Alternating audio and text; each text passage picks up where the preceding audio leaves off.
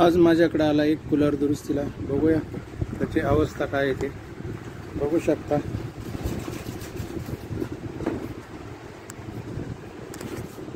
Cooler खोलला असता सर्व हे तिन्ही बटन, सिंक्रोनाइज मोटर, तुमची पाण्याचा पंप आणि मेन मोटर हे असे 3 सिरीज मध्ये कनेक्शन असतं।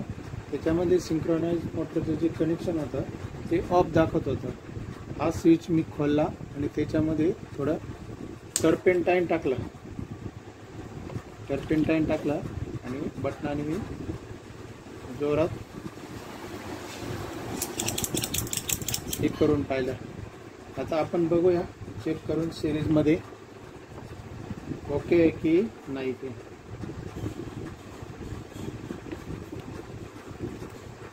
ओके झालेलं आहे कनेक्शन। आता ते जॉईन करून तिन्ही पण मोटर आता चालू होतील। धन्यवाद। कूलर ओके टेस्टिंग साठी पाणी भरून ठेवलं आहे।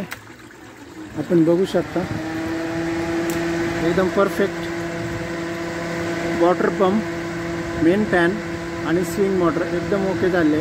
प्रॉब्लेम वायरिंग आणि एका स्विच मध्ये होता, त्याच्यामध्ये थोडं टर्पेंटाईन टाकून स्वच्छ केला आणि कूलर ओके झाला आहे। धन्यवाद।